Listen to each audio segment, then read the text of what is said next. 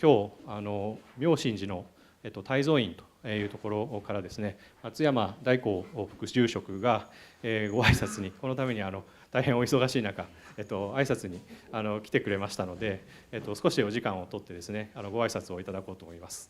よろしくお願いします。Hello, everyone. So thank you very much for inviting me to this symposium. So my name is Daiko Matsuyama, Deputy Head Priest of Taizen Zen Buddhist Temple. So actually, I do not solely understand why Zen Buddhist priests are invited to such a conference. Maybe the confusing situation of the world of the conflicts in the Middle East, or maybe, so we're going to have small meetings in our temple on Monday, so for the promotion of the events. I don't know, but so I'd like to introduce a little bit about the Japanese culture and the customs in Japan. So I'd like to introduce myself a little bit more and the backgrounds. So I was born in the Taizen Zen Buddhist Temple as an elder son. So about 150 years ago, government changed the law, and after that, Buddhist priests are allowed to get married. So my grandfather was the first one who had family. So I am the third generation as a family succession, but as a temple, the temple was founded in 1404, so around 600 years ago. So this winter, I will succeed the position of the head priest of the temple, so I will be the 21st generation as a temple, the head priest. But anyway, and I was born as an eldest son, but at first I didn't want to be a Zen priest. Because so many friends asked me, why do you study? You're heir to the temple, you're future fixed. So I hate that, so I wanted to do something different from the Buddhist priest. So I studied in the Catholic schools for 6 years when I was a junior high school and high school. So I had 6 years Christian education. Right? But thanks to that, so I can compare the teachings between the Buddhism and the Christianities. And for example, so of course, as Japan is Buddhist-based or Shintoism-based countries, and compared to the monotheism, inclusive of Christianity, the Muslims, and Judaism. So in monotheism, they believe in supernaturals, right? And it's invisible, and we cannot show the evidence of the existence, but they believe in that supernaturals. And but in Buddhism, it's different. So Buddha was the prince of the kingdom. So we do not believe in his existence because he did exist. So what belief in Buddhism is that he had enlightened something after long trainings. And the biggest difference between monotheism and the Buddhism is that, so in monotheism, however hard we try, or how good the people is, so we cannot be the God. So it's completely different, human is the gods. But in Buddhism, of course it's very, very hard, and we cannot complete the trainings in this life, but there's a slight possibility that if we try very hard, we can be somebody like Buddha. I think this is the biggest difference from the monotheism and the Buddhism. So I think this is this kind of like I say, difference makes the culture very different. And also within the Buddhism, there is a huge difference between another styles of Buddhism like Tibetan Buddhism or even Mahayana. So Chinese Buddhism and Japanese Buddhism are very different. So for example, when I started the trainings at the monastery at the age of 24, I had very big questions. So in Japan, the Buddhist priests are allowed to get married. We are allowed to drink alcohol beverages, and we can enjoy meat, fish, anything. We can do anything, right? But in other Buddhist countries like Myanmar, Thailand, Sri Lankans, so Buddhist priests are not allowed to get married. And no alcohol, no meats, no fish, and many rules. Why Japanese Buddhist priests are allowed to do anything? And when I was a trainee in the monastery in my third year, my master gave me a chance to go to China to train with the Chinese monasteries with Chinese trainees there. And I found something. So in China, the train in the monastery, the rules are very, very strict. Like no alcohol, no meat, no fish, no marriage, and many other rules. But I found disciplines are very loose. For example, when they're supposed to meditate, most of them are sleeping. And when they're supposed to clean the garden, they do not clean the garden like this, right? The Japan is opposite. So rules are not so strict, but disciplines are very, very strict. So this is a kind of the characteristic of Japan, right? And so I think in the world of the laws, integrity is a very important thing. We do not follow the rules, but integrity is very important. Right? So I think this is why Japanese culture goes in this way. And also, I'd like to introduce you very important teachings of Buddhism, which is called, in Japanese, we call it the funi. So in English, it can be translated as, we should avoid dualism. So dualism, for example, we tend to judge people, he's a good person, he's a bad person. But for example, within myself, I have good aspects, and also I have bad aspects, and it's always changing. So that's why in Buddhism, there are the teachings that we have to accept all the aspects as they are as one. So of course, dualism is very easy and fast, right? Black, white, good, bad, red state, blue state, easy. The world is not so simple. And if we stick to the dualism, conflicts never ends, right? And so in Japan, of course, so in Buddhist teachings, they say that if there's a light, there's a shade. Lights and shade are inseparable, two sides of one coin, right? So they say that Japanese business people, unclear attitude. Japanese leaders, unclear leaders, except for new prime minister, right? But actually, the other side of the coin is that thanks to that, we can enjoy harmonized societies, very different from the West, right? Because by doing these philosophies, we are trying to avoid the conflicts. So in Japanese, there is a very important phrase that 和をもって尊しとなす. So peace is the best. Because I think this comes from these teachings, right? And of course, the Japanese judgment is very slow. But after we decide, after that, like I say, we cooperate with each other, and after that, it's very fast. So decision slow, but like I say, we are doing very fast. So this is also the characteristics of Japanese people. And especially in Kyoto, of course, we have huge companies like Nintendo, Shimazu, so many Kyocera's, many big companies. But actually, more than 4% of the whole companies run their business for more than 200 years. So long-established companies are highly valued in Kyoto. And from 2018, I'm appointed as a business lecturer at Stanford. So sometimes I have a chance to go to Silicon Valley. And of course, Silicon Valley is a place for the startups. But the philosophy of startups and the long-established companies are very different. Right? And actually, so especially in Kyoto, so we're here for more than 1,300 years here. And this kind of longevity, or in Buddhism, the teachings of the karma is highly valued here. And so that's why avoiding conflict is very important. So we always say that the last, the war was a civil war happening in Kyoto in 14th century. So we are always saying this way. So the karma or the history is very highly valued in Kyoto. And so interdependence is also the key word for the business in Japan. And for example, in Buddhist trainings, begging trainings, in Japanese we call it takuhatsu, is highly valued. It's very important.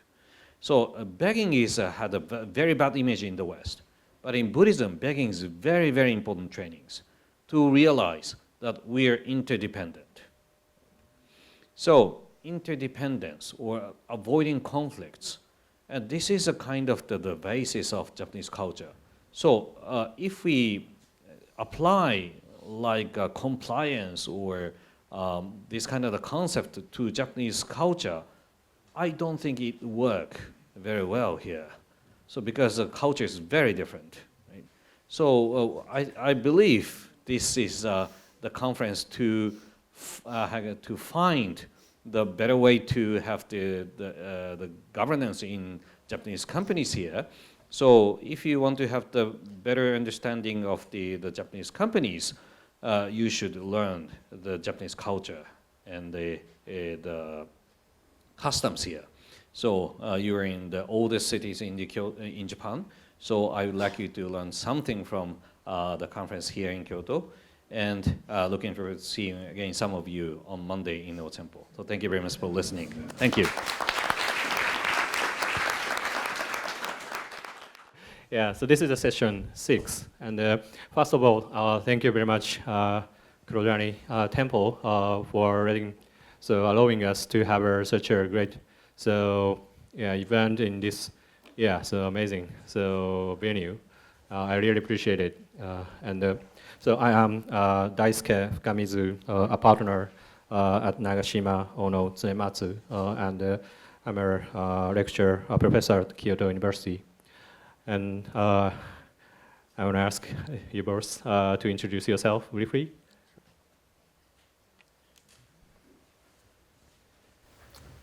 Hello, good afternoon. It's a great pleasure to be here, and thank you also, Daisuke, for inviting me and to the temple for having this here. My name is David Four. I'm the chief of the FCPA unit at the Department of Justice in the United States. FCPA, I assume most of you know, is the part of the Department of Justice that investigates and prosecutes foreign bribery cases. I've been there for 12 or maybe 13 years, so I've been at the Department of Justice for a long time, and previously worked at a law firm, and happy to be here and to hopefully have a interesting, robust discussion. Hi, I'm Dan Kahn. I am a partner at Davis Polk in the white-collar group in DC. I help companies with investigations and compliance matters. Prior to rejoining Davis Polk, I spent about 11 years at the Department of Justice, where I worked with Dave. I was the head of the FCPA unit, and then the head of the fraud section and the acting deputy assistant attorney general before coming back to Davis Polk. Simon, maybe you can introduce yourself. Hello, everybody. I'm not sure whether you can see me or not. If you can't, that's not a bad thing. I'm on a short vacation in Spain. I'm sitting here in casual clothes, so apologies for that. I am the head of investigations and compliance at international law firm McDermott, Will and Schulte, based in London. I'm very sorry not to join you in Kyoto today for two reasons. First of all, I hear that blossom season is in full bloom, and of course something even rarer and more special in Kyoto today, and that is a very senior representative of the US Department of Justice, David Four. I am delighted to be part of this panel this morning. Okay, thank you, Simon. So in session 6, so we are discussing some new development in the corporate liability regime in US and also in UK. So, and then focusing on the whistleblowing system, so where the employee or company people can report their potential wrongdoings to the government. So, and so why it is important, and how should we how can I say we can make it work better, and what kind of challenges and cultural differences should be considered or not, and so that kind of topics we want to cover in this session. And first of all, we start from. So first of all, so David, so I'd like you to briefly explain the corporate enforcement policy, so-called CEP, which was just updated a few weeks ago. Yes, and let me just perhaps take a step back, because I know the system of corporate enforcement in the United States is very long, has a long history, and is quite different from that of many countries, including Japan. And so I think talking about the differences, including the cultural differences, is important in this context. So the concept of corporate criminal liability in the United States is decades, if not more than a century old.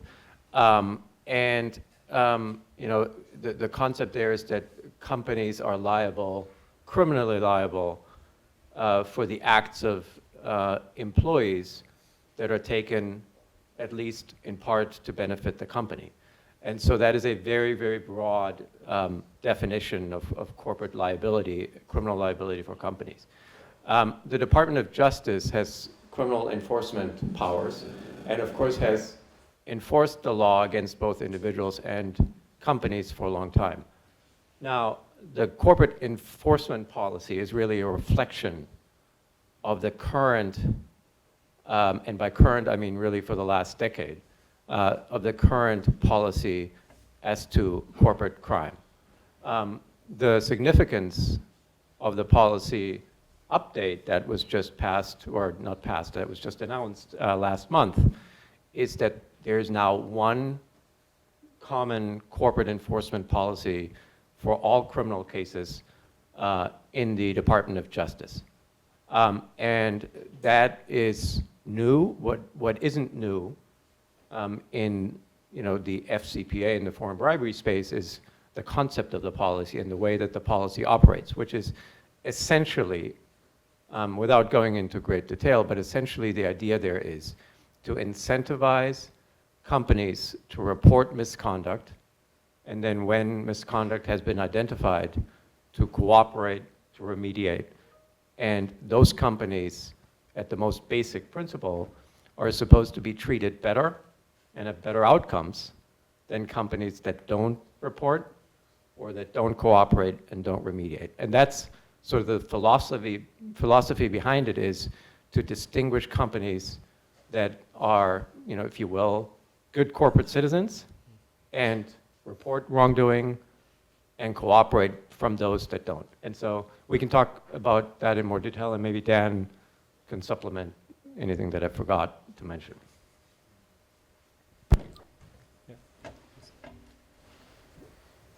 As always, Dave hasn't forgotten anything, and I have very, very little to supplement. But I think it's just helpful to, I think, as Dave is talking about from the DOJ's perspective, just from a company's perspective, from defense counsel's perspective, to understand that the policy has evolved over time, and I think there's been a recognition at DOJ from when the policy first came about a decade ago, as Dave pointed out, to continue to increase the incentives and make it more and more desirable for companies to come in and voluntarily disclose, to the point that now if a company voluntarily self-discloses, fully cooperates, and fully remediates, there will be a declination. It used to be that there was a presumption of a declination. Now there will be a declination unless there are aggravating circumstances, and the categories of aggravating circumstances have also narrowed. DOJ has recognized that in order to get companies to come in, there can't be this, I don't want to say loophole, but this caveat of aggravating circumstances that swallows the rule. And so I think they've tried very hard to try to narrow it and make it a very desirable program for companies to come in. I think the challenge is DOJ is not the only enforcer at the table. Certainly the SEC, certainly foreign authorities, and class action lawsuits for publicly traded companies.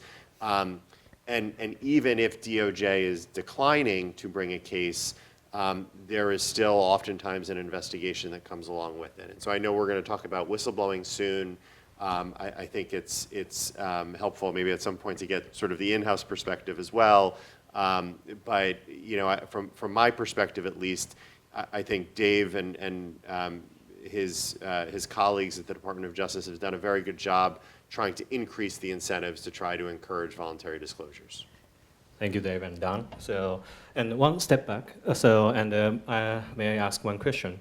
So, so I understand that. So, your corporate liability regime so strongly encourage companies to proactively detect and report and fix the potential wrongdoing.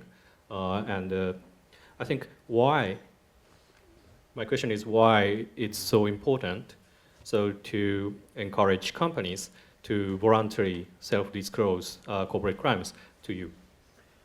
Yeah, and again, it's a little bit of a philosophical approach, right? You are trying, as a prosecutor and as the Department of Justice, you want to hold those responsible who commit crimes. That could be individuals, but it could also be companies. At the same time, you want to incentivize companies to A, clean up their own act, and B, report crime when they see it in their ranks. And so it's a little bit of a push and pull. There has to be, in my view, a credible threat of enforcement against individuals, but also against companies when they commit crimes. At the same time, the government has an interest in learning about evidence of crimes at the earliest possible opportunities, because while it is, I think, appropriate to hold companies accountable for their crimes, it is also, from a deterrence perspective, I think the most significant goal of the government to hold those individuals who work at the companies and who commit crimes on behalf of the companies liable. And the sooner a company comes to the Department of Justice or to an enforcement authority and reports misconduct, the more likely it is that we, as prosecutors, are able to prosecute those individuals who commit the crimes. Thank you, Dave. So, Dan, so I think we should speak so from defense counsel perspective. And so we know, and we understand that the DOJ is strongly so encourage companies to self-disclose their wrongdoings with you, and you want to enforce the law. But from our perspective, so we always should discuss so whether to disclose the case or wrongdoings so to the DOJ. So and is that benefit for the company or not? So as a defense counsel, so what do you think about that? Yeah. So I always, the way that I look at voluntary disclosure is for me, and when I'm talking to clients, it's a two-part analysis. What I look at is how likely is it that DOJ is going to learn of the misconduct anyway? If it's very, very likely that they're going to learn of it, that would certainly, I think, increase the reason to voluntarily disclose. And then the other question is, what is the delta? What is the difference in how you would be treated if you voluntarily self-disclose versus if you don't and DOJ learns about it? And there may be a case, for example, where DOJ would very likely not be interested in the conduct no matter what, even if you voluntarily disclosed, or even if you didn't and they found it.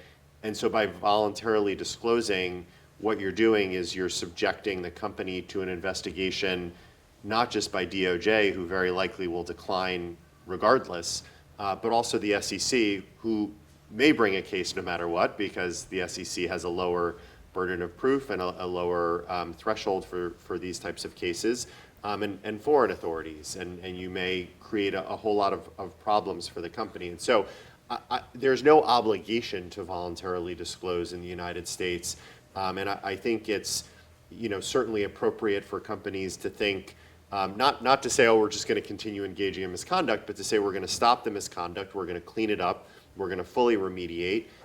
If the DOJ were to come knocking on our door, we'll fully cooperate, but it just may not be sufficiently attractive to a company. It may, frankly, cost the company tens of millions of dollars and huge disruption to voluntarily disclose. And if at the end of the day, DOJ wouldn't bring a case anyway, it just may not be worth it to bring it to their attention. Thank you, Dan. So you mentioned that the delta is quite important. So between the situation where we disclose the case with the DOJ and get some, how can I say, so the reduction of the fine or sometimes declination. So and another situation where we stop the wrongdoing and fix the compliance program, but not disclose the case, the DOJ. And if that delta is big, so the company may not disclose the case to the DOJ. So I think that is why the DOJ has continued their really good effort to make their incentive structure clear, and you continue to explain. So what are your thinking now? So I think is that why you give very importance about transparency. Yeah, transparency, I couldn't agree more. Transparency is perhaps the most important goal here, because you want to lay out to the public, to lawyers, to companies, and to the general public how your policy is supposed to work. I recognize, I think all of us who are lawyers or all of us who work in companies understand that sometimes the reality is messy, because I agree that the idea there is a company, as I said at the outset, that reports and cooperates should be treated very differently from that isn't. Complex investigations, especially foreign bribery, but also other types of fraud, usually aren't done in a matter of months. It just takes longer. And having said that, nonetheless, I think our goal is, we don't always reach it, but our goal is to be very efficient and to be swift in a responsible way. And I think that is an emphasis, including more recently, that is very much in focus, to be efficient in our investigations. And that ultimately, look, as a prosecutor, and Dan, I'm sure, would agree with that, long investigations are not in the benefit of anybody, including prosecutors. Right. And so, but of course, we also have the responsibility of investigating properly and not just taking what a company is telling us as the truth, because we have an independent, separate investigating responsibility and authority. But I think the goal really is transparency, and now with the department-wide policy, also consistency across the Department of Justice. So it doesn't matter if you're before my office or a different office, they're all supposed to apply the policy in the same way, which I think is very important as a matter of fairness and again, and transparency. Yeah, so I think your effort to improve your transparency, make it for us much easier in the boardroom discussion to assess the data and if it's reasonable to report to the government. I think it's easier for the defense counsel, so it's reasonable to go to the DOJ and fix the issue together. And I think it's very important. Yeah. So do you want to? Yeah, I completely agree, and I would just point out there's one note from the new policy that is new, and I think it could be very significant depending on how it's implemented, but the intro to the new policy says that prosecutors, where possible, will tell the company as quickly as possible whether they qualify under the program for the voluntary disclosure treatment. And I think that's significant because it's a company to walk in the door, and as Dave says, sometimes these investigations can take years, understandably, because there's evidence in foreign countries, and once if you get bank records from Switzerland a year into the investigation and the bank records show that the money went to Hong Kong, then you have to go get bank records from Hong Kong. It takes a very long time to get all the evidence.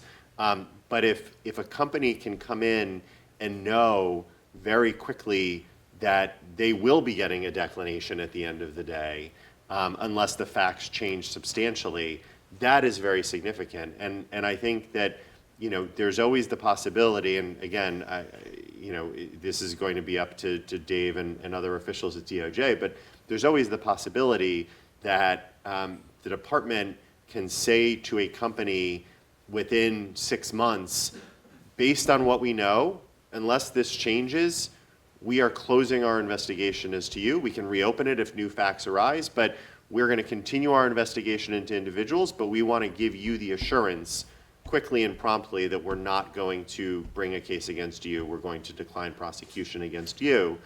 The only other very quick point I'll make, and I know we're coming back to the whistleblowers, but there is a new provision. It's not brand new, but it was from about a year ago that DOJ changed their policy to say that if a whistleblower blows the whistle internally and even to the department at the same time, and the company voluntarily discloses to the department before the department reaches out to the company, that they can still get a declination. That is very significant because until that new policy came out, if DOJ was already aware of the investigation from any means, including from a whistleblower, there would not be a declination. There would not be the voluntary disclosure. So I think that's also very significant because if a company gets a whistleblower report, they will now be much more likely to voluntarily disclose to the department than prior to that rule. Thank you, Dan. So let's move on to the next page to invite Simon. So to ask him about the recent update around ECTA, so in the UK. So Simon, so could you briefly explain the recent update around ECTA? Yes, thank you, Daisuke. Let's go back 150 years to a case which fundamentally decided that in the United Kingdom, a company is very distinct from its people. And as a result of that, a company could not be prosecuted for the actions of its employees, unless those employees were essentially the directing mind and will of the company, the board. And as I've spoken before, that of course is very difficult to prove. We very rarely see fingerprints or footprints in the boardroom, and that made it almost impossible for prosecutors to secure convictions against companies. And that position, of course, is very, very different from the prevailing position in the United States. For many years, therefore, companies have essentially been able to avoid liability for the acts of their employees until we saw a change about 10, 15 years ago with the Bribery Act. Most of you will be familiar with that. It introduced a new concept, failing to prevent bribery.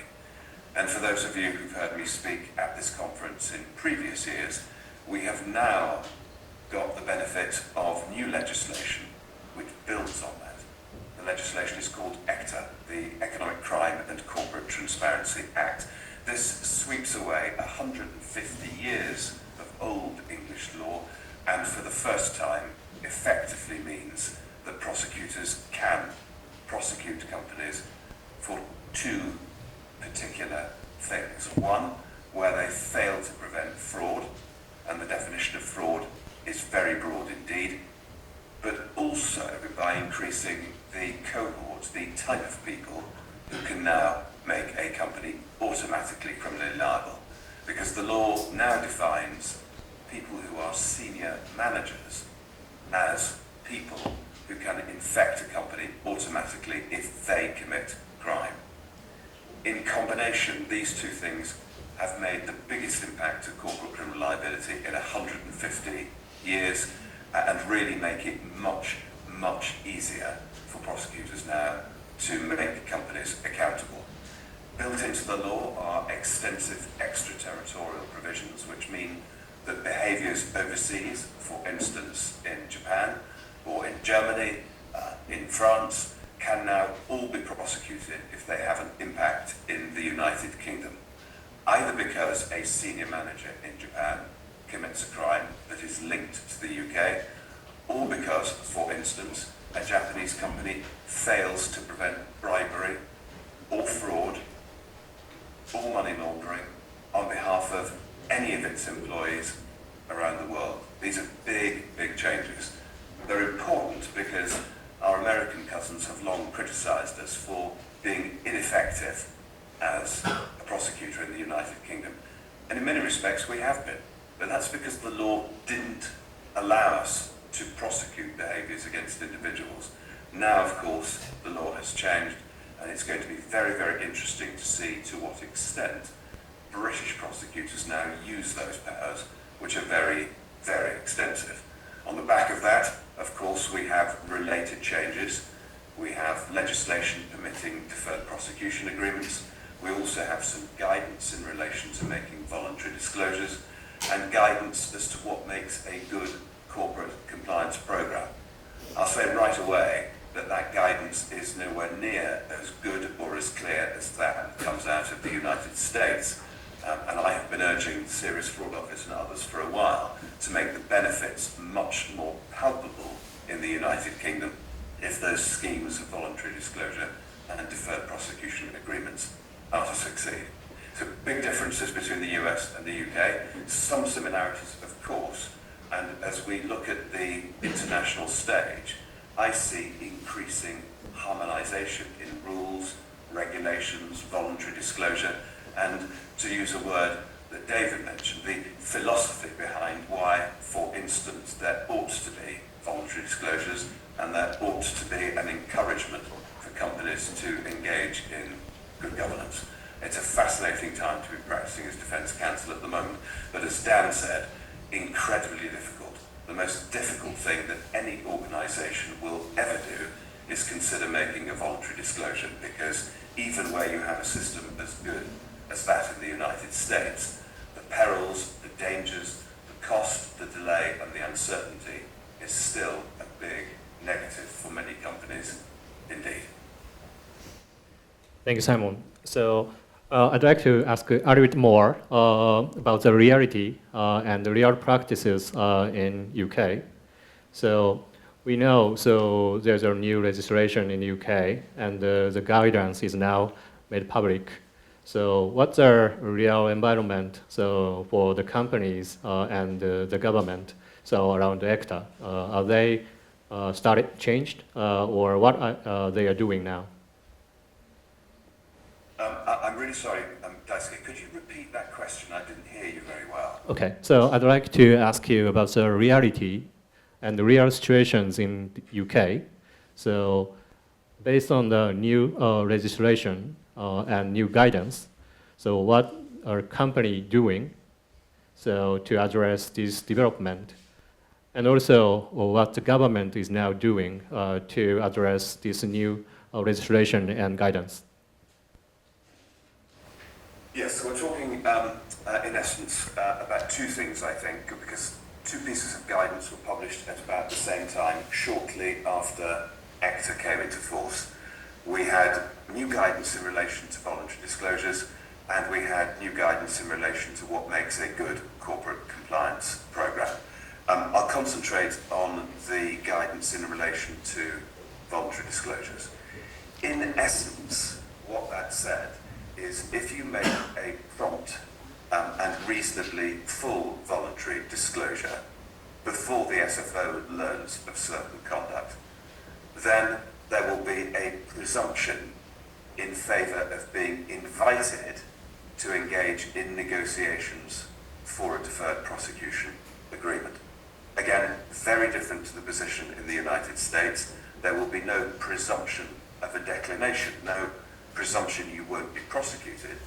Instead, in the UK, there is merely a presumption that you will be invited to start negotiating for a DPA. Now remember, the regime in the United Kingdom is very different to the United States. Prosecutors cannot engage in plea bargaining.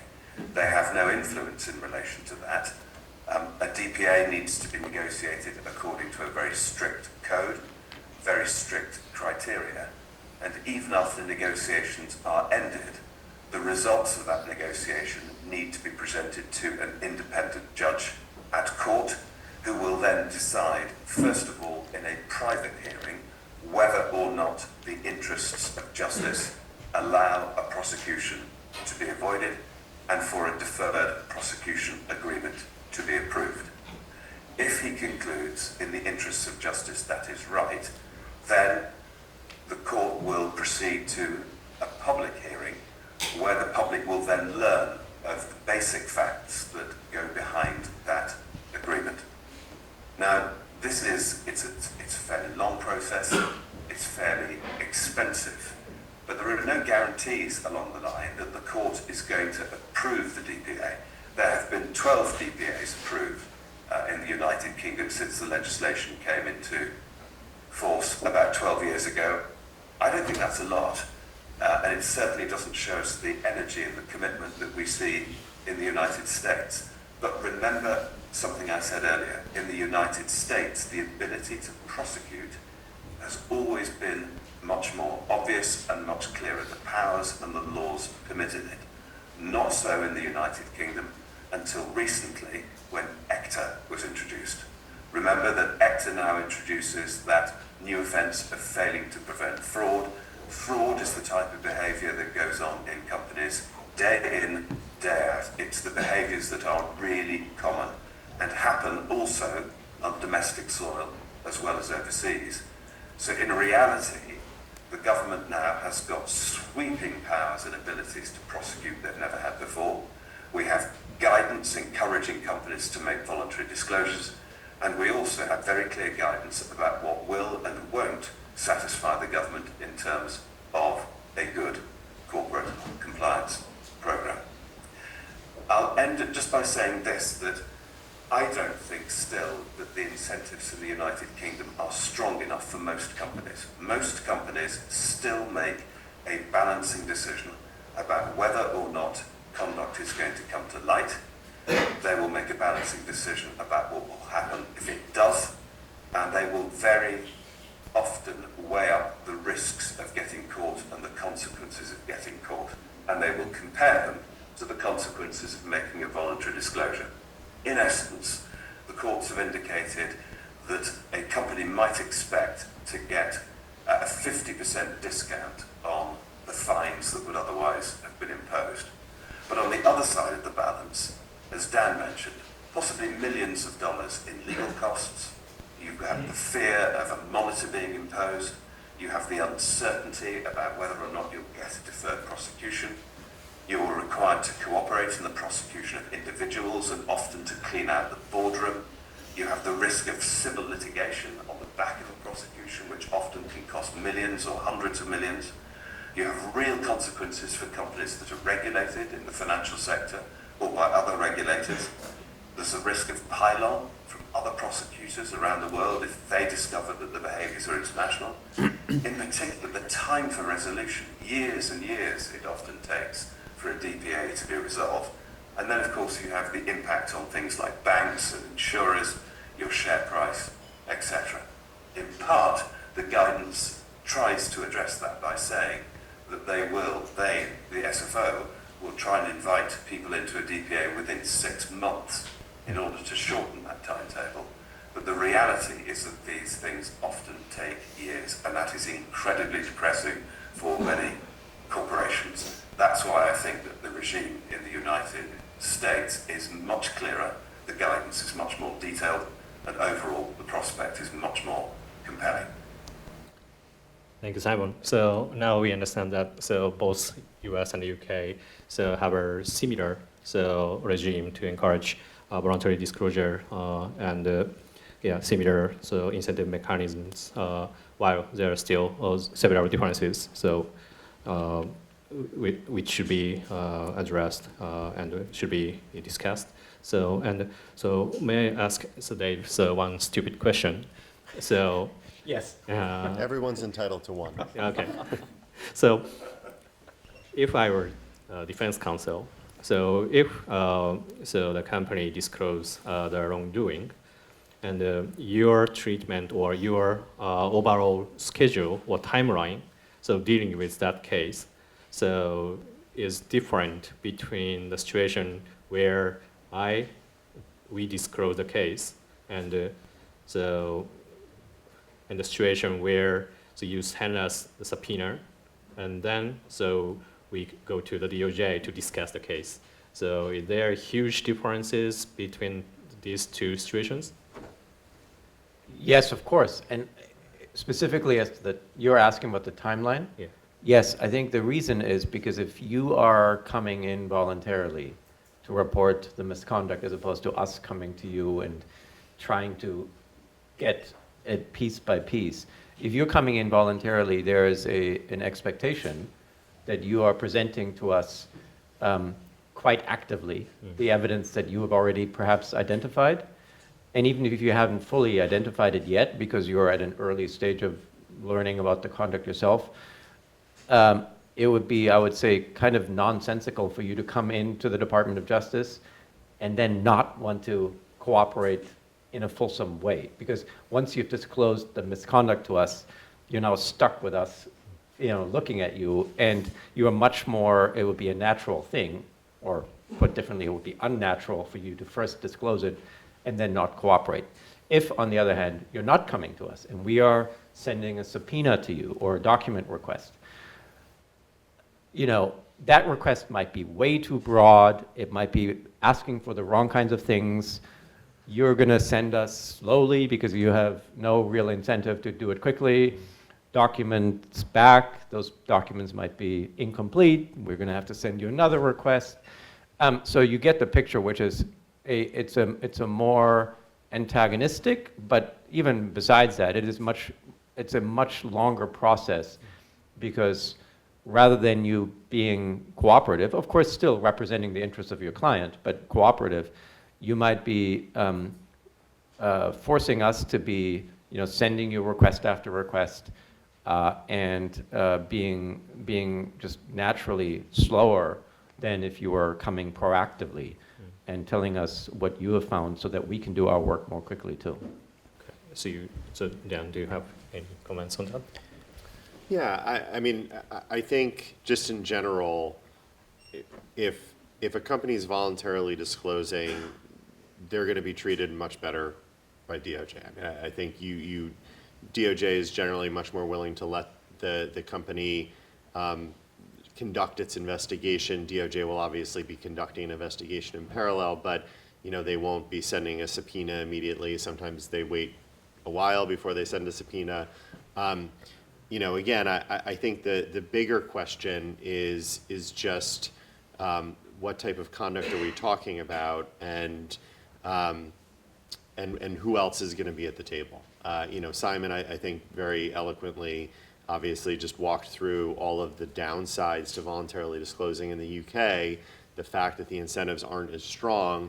If there is a company that may be in trouble in both the UK and in the US, it's not as though you can just walk into the US, because the US and the UK talk frequently, and so the UK is going to find out about it, and so you would have to, if you're voluntarily disclosing to the US, you're very likely voluntarily disclosing to the UK as well, and all of the negative consequences that come along with it. Again, that's why it comes back to how likely is it that DOJ is going to find out about it, because if DOJ is going to find out about it anyway, then that would mean that you're better off going in, getting the benefit of the voluntary disclosure, assuming you can still get a voluntary disclosure treatment. And at that point, you at least will have the declination from DOJ, even though you're facing all of the other negative consequences. But again, the idiosyncrasy of this, and again, this is, in my view, I think the toughest part of the policy. The more likely it is that DOJ is going to find out about it, and therefore the easier it is for a company to say, okay, let's voluntarily disclose, the more likely DOJ is going to say, well, that's not voluntary, because we would have found out about it anyway. And so that's the dilemma. If there's a story in the Wall Street Journal talking about the corruption, Dave is certainly not going to treat that as a voluntary disclosure. And so if you're a company, sure, if you run in and talk to DOJ about it, maybe they'll view that as good faith that you're coming in and talking to them, but you're still not going to get a declination. And so that's the catch-22, as we would say. Can I Just one comment in defense of my colleagues around the world who are prosecutors in other countries who don't have the same policies. That's true. But what's also true is that, and I think Simon spoke to that a little bit, although they don't have the same policy, they're thinking, I think, similarly about how to treat companies in situations. We just had a resolution a month ago, maybe 2 weeks ago, together with France. France does not have the very same regime that we do, but that company disclosed conduct to both the United States and to France. It was a French company. And the resolution took place at the same time. You know, we talk to prosecutors all around the world all the time. I probably talk to foreign prosecutors several times a week. As a matter of course, we know these people and we are colleagues. And I think with all humility, I think the United States has sort of set a standard about corporate enforcement. And even though another country doesn't have the same policy, I think it is often influenced by the considerations. And so if a company voluntarily discloses something to the United States, and then another enforcement authority is interested in the same conduct, we of course talk to that enforcement authority about how we see the company and how we think the company should be treated. And that, more often than not, I think has an effect on how our counterparts in other countries are treating the company too. And just to, I completely agree with everything Dave is saying. He's 100% right that if you are in front of the DOJ, if you're voluntarily disclosing to DOJ, you are going to be in a much better place vis-a-vis the foreign authorities because of the great work that Dave and his colleagues have done over the years to develop those relationships, and because countries like the UK, like France, like Australia, like Canada, like a number of other countries now have DPA systems, and you know, they can offer these types of alternative resolution vehicles. The question is not what it is, you know, what it is like now with DOJ helping to accomplish that, you know, versus what it was before. The question is, can you get away with not having any of that? Because even if you are getting all of these great results all around the world, you're still paying for Simon in the UK and, you know, someone in the US, I won't say me, but you know, someone in France, and you're paying for all these lawyers, you're dealing with multiple investigations. Yes, Dave and his team understand the significance of that, and so they work very hard to try to make it as beneficial to the company as possible to come in. But if you're the company and you're thinking 50-50 that DOJ finds out about it, companies find out about it, or you know, 30% chance, that's again why, as we're going to talk about with whistleblowers, why there is also this great effort by DOJ, not just to focus on the incentives to voluntarily disclose from a carrot standpoint, but also what is the stick? What are we going to do if you don't voluntarily disclose? How are we going to find the misconduct and therefore make it more desirable for companies to try to come in? Great, thank you. And now, so. Dan, if I may. Okay. 2 or 3 points. Number one, the guidance in the United Kingdom makes it very clear that it will be considered uncooperative if companies decide that they will go to another country to make a voluntary disclosure first because they feel that there is a better regime there.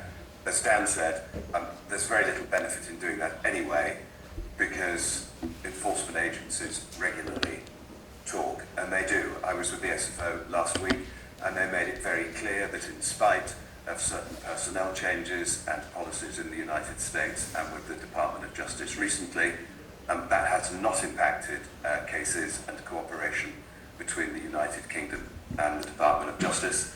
And the SFO are also keen to point out that they have a symposium of prosecutors meeting in London in early May, principally spearheaded by the task force between the French, the Swiss and the British.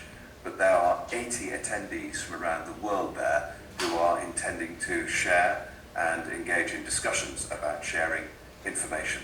It's very much hoped by the SFO that faculty will expand over time so that there is greater and greater cooperation between prosecutors around the world.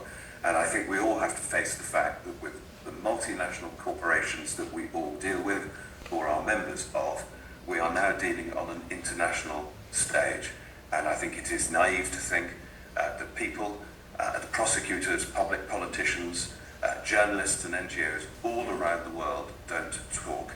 They do. The world has become a much, much smaller place within which to commit crime corporately these days, I think. Okay, thank you.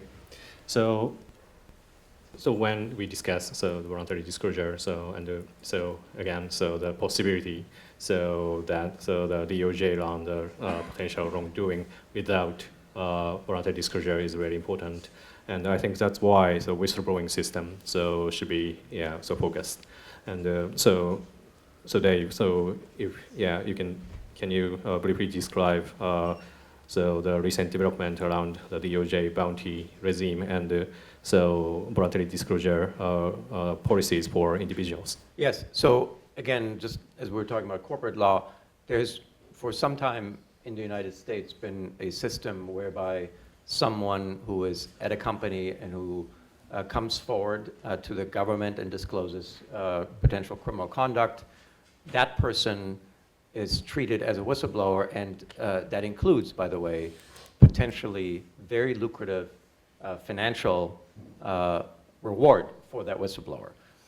The SEC, the Securities and Exchange Commission, has had a whistleblower financial reward system for about 15 years, and a number of cases across the board, and FCPA and otherwise, have started as a result of whistleblowers coming forward. The Department of Justice did not have such a system until 2 years ago, 2024, when we also implemented a somewhat similar whistleblower system, which includes a possibility of a financial reward. And that is for people at companies that are not within the jurisdiction of the SEC. So that includes privately held US companies, but importantly, it includes foreign companies all over the world as well. And so we have seen the results of that new whistleblower system that the Department of Justice has in the criminal division. We have received a significant number of tips in the last 2 years from people in literally every continent, including in Asia, and are working cases as a result of those tips. And that's not just in the FCPA foreign bribery space, that is in any kind of fraud case, financial fraud, customs fraud, all sorts of areas that is again, I know there are very big cultural differences between countries about how to treat whistleblowers, but that is one of the ways in which we incentivize people to come forward. And the reason, it's sort of the flip side of the corporate incentives, which is this allows us to identify wrongdoing by individuals and companies. And of course, it has the side effect of putting pressure on companies to improve their internal compliance programs, to improve their own reporting channels, and then also to consider the increased likelihood, perhaps, that the government will find out about the misconduct that occurred in the company. So 2 questions. So do you observe any changes in the number of voluntary disclosure before and after you established the voluntary bounty regime established for individual on the voluntary disclosure rules for individuals? Yes, so short answer is yes. As you know, we had a bit of a pause in FCPA enforcement in the first part of 2025. So if you kind of exclude that time, we have seen a relatively robust, significant number of voluntary disclosures from companies. But I think, perhaps even more importantly, we have seen a robust increase of these whistleblower allegations. And again, these are, as anyone understands, these are allegations that they may be right, they may not be right, but it gives us a starting point, at least, for pursuing misconduct and for taking other steps to confirm, in the first instance, whether those allegations are true. And so we have seen a significant influx of both corporate voluntary self-disclosures, but also these whistleblower allegations since that policy was implemented 2 years ago. If you can answer my question, have you received any whistleblowing report from Japanese? We have seen whistleblowing reports from people who work for companies in Asia.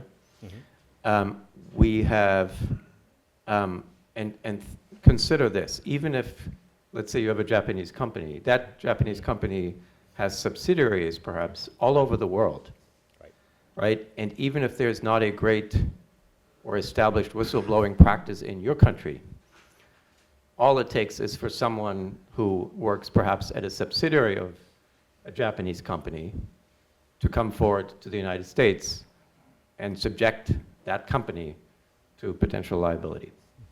Thank you. And is there any trends or tendency, or statistical differences, around the number of tips reported? So the Asian countries or European countries or Latin America or North America, is there any trends you can observe? Yeah, and I was not trying to dodge your question, Daisuke, about Japanese companies. Because I don't, in my head, have every country memorized that we have, but I am telling you, there are, look, there have, of course, been, most of the cases we have, and most of the tips probably come from the, American companies, because that's sort of the most obvious one, but I, as I said earlier, Latin America, Africa, Asia, all over the world, we have received these tips, because people have become aware of these, and are, perhaps especially if their company's culture does not allow for or does not effectively permit internal reports to be taken seriously. I think people then use the opportunity to provide something to our government to do something about it. And we can talk about the cultural implications of this, but I think most people who are whistleblowers are taking on significant risk to themselves. Because once you go forward and report misconduct to the government, it becomes very hard for that person to continue to work in that company or in that industry. And so we take quite seriously when a whistleblower makes allegations, and we investigate them thoroughly. And so if you're in a country where whistleblowing is not part of your culture, it does not mean that you might not be subjected to whistleblowing from either personnel in your company or third parties that may have worked with you, or competitors, or people at competitors that know about your business practices, or people at your subsidiaries in other countries that have observed things that might, again, subject you to scrutiny from regulators and prosecutors. Thank you, Dave. So, Dan, do you have any comments on that? No, I think Dave's summed it up very nicely. The only thing I would add is just to add on to his point about if you're a company that doesn't have a great whistleblowing culture and there's someone in a U.S. subsidiary or a subsidiary somewhere else, that depending on how they are treated, and if it's a publicly traded company, you also have to be concerned about the retaliation rules in the United States and certainly other countries as well. And so that's just one other thing that if a whistleblower brings something to the attention of the company and then the whistleblower is, either intentionally treated poorly after that or is perceived that he or she is being treated poorly, that could then lead to a whole separate investigation where the SEC is investigating the company for retaliation. Thank you, Dan. So I think we can have 5 minutes to invite some questions and comments. And so now we know that. So there's our in-house counsel from Microsoft here. So and Seiji too. So is it okay? So may I ask your comments? Sure. Thanks so much for a really interesting panel discussion and frank panel discussion, I think, as well. So first of all, speaking for myself and not for Microsoft, to be very clear. So just having been in in-house roles and having been in private practice, the thing that is the most important to me as an in-house lawyer is certainty, right? It's great to operate in the gray when people are paying for you to operate in the gray, but when it comes to being an in-house lawyer, certainty is really important. And I think that this policy does provide a lot of certainty, and it really does narrow the field of things that we need to worry about in the way that we can think about these things.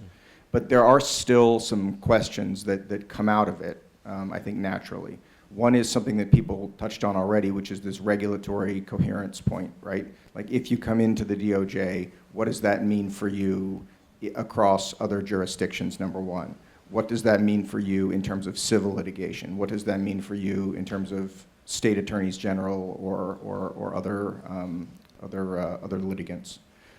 So that's one question and one sort of outstanding consideration that I think it's very hard to know how to deal with, except when you're dealing with it under the specific circumstances. The other is the practical elements of this. Like, what does this mean for us practically speaking? Because it means that we have to be faster at detecting this conduct, faster at investigating this conduct, and doing a better job in terms of the quality of the whistleblowing schemes that we have, the quality of the investigations that we conduct. And so that comes, if you take, as people often do, take, price, speed, and quality, and you can only choose two of those, that means that the lever there is price, right? And that means that it's more expensive even before it ever reaches the point where it may need to go into the DOJ or to another enforcer that we need to consider. So those are sort of my initial thoughts, but thank you again for a really interesting panel. Yeah, thanks so much for sharing your comments. And Vince, please. Just perhaps one quick question, and to you, David, thank you for being here. In terms of what's kind of priority, I'd like to get a sense of what's of most interest these days at the DOJ, and in terms of is healthcare still a top area? Anti-corruption, of course, is still alive. FCPA is still alive, but what's on your radar, and what is DOJ most interested in these days? So DOJ is a big organization, but I will specifically criminal division. Look, you asked about healthcare. Healthcare fraud in the United States, which is really fraud on the Medicare and the public healthcare system, has always been an area of interest across different governments. No matter who the administration is, whether it's a Republican president or a Democratic, healthcare fraud has always been a priority. It still is very much so, because the fraud there is rampant, and so that's certainly one. I think sort of currently, obviously there is a department-wide focus in the United States in the Justice Department on prosecuting and investigating and prosecuting cartels or activity relating to cartels and transnational criminal organizations. That is not unique to my office or to the criminal division. That's a broader department-wide effort. White-collar crime remains a priority, and that is clear. That includes foreign corruption. That includes healthcare fraud, that includes procurement fraud, so any sort of fraud on the public fisc, meaning when U.S. taxpayers and the U.S. public is harmed by conduct by individuals or companies, is a priority. So it's relatively broad. We have a very large division where I work. It's the criminal division, has about 600 or so. I'm sorry, yeah. More or less, right? So it's a pretty big office with significant resources, and I think the idea there is that we are looking not at just one area, but many areas. I think in this audience, obviously, internationally, we are working very well with many countries, and I would echo what Simon said earlier. The relationships that we have developed in the office in which I work and where my colleagues work with our foreign colleagues and counterparts remain, and that has really, in my view, not changed at all. And they're based on established ties to prosecutors, and it doesn't matter which administration it is. Those relationships persist and continue and go a long way in identifying and then prosecuting fraud that is affecting the interests of more than one country. If I can just say one.